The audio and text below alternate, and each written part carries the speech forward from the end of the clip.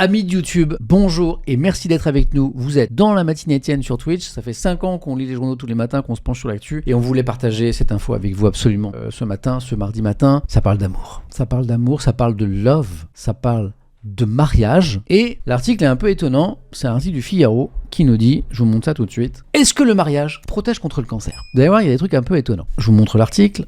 Il est ici. Une étude scientifique américaine met en lumière un lien étroit entre statut conjugal, conditions de vie et risque de développer la maladie. Attendez les infos et après parlons-en. C'est un article qui est signé par Anne Prigent dans le Fig. Et si vivre seul augmentait le risque de cancer? C'est ce que suggère une étude. Il y en a qui préchotent. Oui, mais vous allez trop vite. C'est ce que suggère une étude américaine publiée le 8 avril en épluchant des données épidémiologiques sur 7 ans. Les auteurs montrent que les adultes n'ayant jamais été mariés développent des tumeurs bien plus souvent que ceux qui sont ou ont été mariés. Et ce pour la quasi-totalité des types de cancers étudiés. Là, tu as envie d'arrêter la lecture de l'article et tu te dis, let's go, je vais me marier quoi. Non, continuons. Parce que, évidemment, on va pas mettre un signe égal entre mariage égale moins de cancer. C'est plus compliqué que ça. Pour aboutir à ces résultats publiés dans la revue Cancer Research Communications, les épidémiologistes du Sylvester Comprehensive Cancer Center de l'Université de Miami ont exploité les données de 12 États américains, recensant plus de 4 millions de cancers diagnostiqués entre 2015 et 2022 au sein d'une population dépassant les 100 millions d'adultes. Bon, déjà, la base d'étude, elle est giga quoi. Près d'un participant sur 5 n'avait jamais été marié. Donc là, il parle bien du mariage hein, et pas du concubinage, puisque vous êtes plusieurs à me poser la question, j'ai l'impression qu'il parle vraiment du mariage. Les chercheurs ont ensuite comparé les taux d'incidence selon le statut matrimonial en tenant compte du sexe, de l'âge et de l'origine ethnique. Les résultats sont clairs, les hommes jamais mariés présentent environ 70% de risque supplémentaire de développer un cancer par rapport aux hommes mariés ou ayant été mariés. Bordel!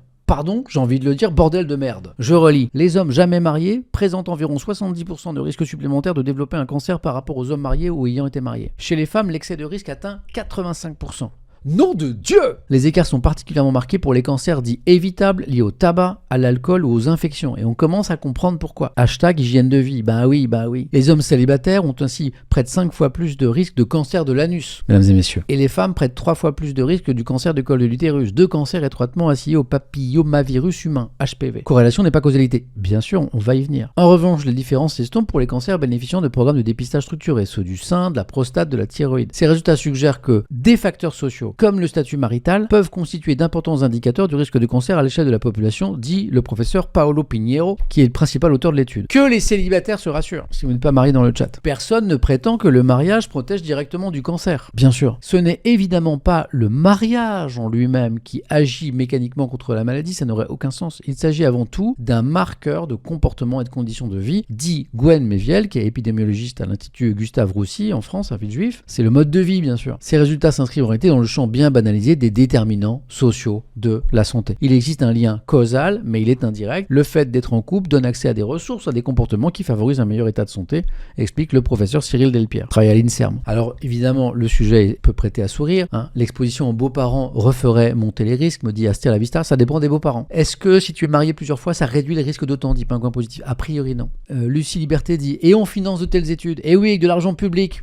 Non, c'est américain. T'inquiète, pas besoin de créer une commission à l'Assemblée pour ça. Et on continue. Ce n'est donc pas le mariage qui protège biologiquement du cancer, mais ce qu'il représente statistiquement. Un meilleur niveau de vie, une alimentation de meilleure qualité, des comportements globalement plus favorables à la santé. On sait par exemple que les hommes en couple boivent moins. Les hommes en couple boivent moins et fument moins, illustre le chercheur, à quoi s'ajoute une attention accrue à la santé quand on est en couple. Donc là, ils disent plus mariés, ils disent en couple. Les personnes en couple ont davantage tendance à consulter tôt, à se faire dépister, à suivre leur traitement. Le conjoint peut encourager à prendre un symptôme au sérieux, à ne pas remettre un rendez-vous médical. Il y a une vigilance réciproque qui joue, observe Gwen Méviel. Chez les femmes, certains résultats méritent un éclairage particulier. Les femmes jamais mariées ont en moyenne moins d'enfants. Or, la maternité est associée à un effet protecteur concernant plusieurs cancers gynécologiques. Pour le cancer du sein, en revanche, l'écart selon le statut matrimonial est plus faible. Probablement que c'est lié à l'existence d'un dépistage organisé, quel que soit le statut marital. Les femmes reçoivent des invitations à réaliser une mammographie. Le système de soins peut aussi contrebalancer partiellement les inégalités liées aux conditions de vie. Nukia me dit dans le chat, je m'empresse de dire à mon copain que je lui sauve la vie. Et réciproquement. Voilà pour l'essentiel. Maintenant, je vous lis. Si tu fumes pas, tu bois pas, tu fais pas la fête, me dit Mumstone, tu vis pas forcément forcément plus longtemps, mais la vie doit paraître plus longue. Non,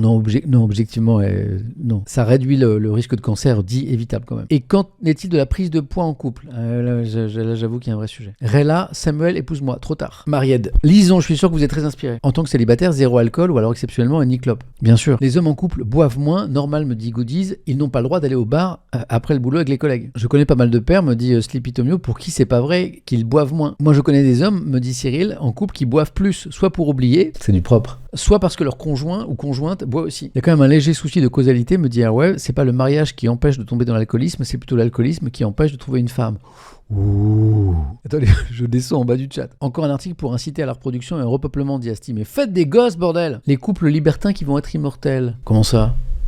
Quelle est la logique? Comment ça, le couple libertin? À quel moment le libertinage, c'est comme ça qu'on dit? Non, c'est pas, ça n'a rien à voir. Ou alors si, parce que tu montres plus ton corps à plus de gens, et du coup, peut-être pour détecter une petite grosseur, et t'as plus de paires d'yeux qui se posent sur ton corps, c'est ça que tu veux dire? C'est ça l'analyse? En fait, la question que tu poses, Sugar, parce que je vais citer quand même l'auteur de cette remarque, c'est est-ce que la partouze protège du cancer, c'est ça? J'ai pas l'info. Ça me semble pas tout à fait lié à cette étude. Si t'es en trouble, est-ce que c'est cheaté? Je n'ai pas la réponse à cette question. Alors oui, l'étude est peut-être biaisée, comme le dit Lolo. Peut-être aussi que les gens ne veulent pas se marier avec quelqu'un qui a une mauvaise hygiène de vie. Ah ah. C'est vrai, ça c'est intéressant, ça, cette remarque. Pas con, voilà, comme le dit Sanou, pas con. Alors BuzzMocker me dit plus de chances de tomber sur un médecin en étant libertin. Ah oui, je vois ce que tu veux dire statistiquement, oui. Mais sinon, ce que tu peux faire, c'est plutôt que d'aller en club échangiste, tu peux aller chez le médecin aussi. Si tu comptes sur l'échangisme ou le libertinage pour tomber sur un médecin un peu par hasard, j'entends l'argument, hein, mais sinon tu vas sur Doctolib ou je sais pas quoi, là, puis tu prends rendez-vous chez ton médecin, quoi. C'est peut-être plus simple. Moi, je propose un petit coup de carte vitale, ça te coûtera moins cher, parce que tu t'as pas à payer l'entrée, tout ça, là. Je suis surpris, je pensais que dans un couple, on pouvait s'entraîner chacun dans ses travers, alcool et tabac. Bah ça dépend. Ça dépend du conjoint. Par exemple, tiens, puisque je suis sur ma chaîne, je vais parler de moi, let's go. Quand j'ai rencontré mon amoureuse, Hélène, il y a 17 ans, il y a Red Bull qui dit « Je crush sur ma pharmacienne, il faut que je me lance vraiment ». Bah attends, amour, mariage avec une pharmacienne, let's go. Donc, quand j'ai rencontré mon épouse, je buvais encore un peu. Je suis passé de gros buveur, on peut dire alcoolique, quand j'étais un jeune fêtard pendant des années, breton, à buveur régulier, on va dire le petit verre de vin, la petite bière, tous les jours. En gros, le petit plaisir, quoi. Le soir après le boulot. Et quand j'ai rencontré mon amoureuse, il se trouve que Hélène buvait pas. Bah progressivement, le petit verre de rouge ou la petite bière le soir, il s'est arrêté parce que c'était pas un moment de partage. T'es en dîner avec ton amoureuse tous les soirs, c'est les joies du couple. Au début, tu prends ton verre de rouge tout seul, ta bière tout seul, puis à un moment, ben, t'arrêtes, quoi. C'est assez naturel, quoi. Après, je me pose la question, si Hélène, si elle avait bu une bouteille de rouge tous les soirs, peut-être que c'est l'inverse. Peut-être que j'aurais basculé du côté rouge de la force. Et la cigarette, c'est pareil. Quand j'ai rencontré Hélène, je fumais encore une clope par jour, je dirais, enfin une petite clope de temps en temps. Et ben Hélène fumait pas. Ben, c'est pareil. Donc oui, ça peut avoir une influence sur l'hygiène de vie. Ah, ça marche pas toujours. Ma soeur s'est remise à fumer à cause de son mec et s'est mis à prendre 1 à 2 bières tous les soirs. Oui, c'est vrai, ça marche pas tous les coups. Une bouteille, ça va. Par jour? Non, ça va pas. Non, ça c'était avant, c'est ce qu'on disait dans les années 60 ça, ou 50 pour nous faire boire du vin. Non. Ah non, faut pas, non. Tu dois ton 3h13 à Hélène? Non, je connaissais pas Hélène à l'époque. Mais à l'époque, j'étais jeune. Perso, c'est l'inverse. Quand mes parents se sont séparés, ils ont tous les deux arrêté de fumer. Je suis content de cet échange parce qu'on voit que vous venez quand même, éclairer cet article et cette étude. Et peut-être qu'il faut prendre avec prudence cette affirmation. On voit que ça dépend de beaucoup de critères quand même et d'inconnus à la question de savoir si le mariage protège du cancer. Merci les amis de YouTube d'avoir écouté cette info jusqu'au bout avec nous. N'hésitez pas à mettre un petit pouce, un petit like, que sais-je, et à follow même la chaîne YouTube, puisque on est en train de devenir youtubeur ici. Je vous rappelle que la chaîne gérée par l'ami Mathieu, elle vient de passer les 200 000 abonnés. 200 000 abonnés! Ça YouTube ici, c'est la folie. Et le Twitch vous dit merci YouTube.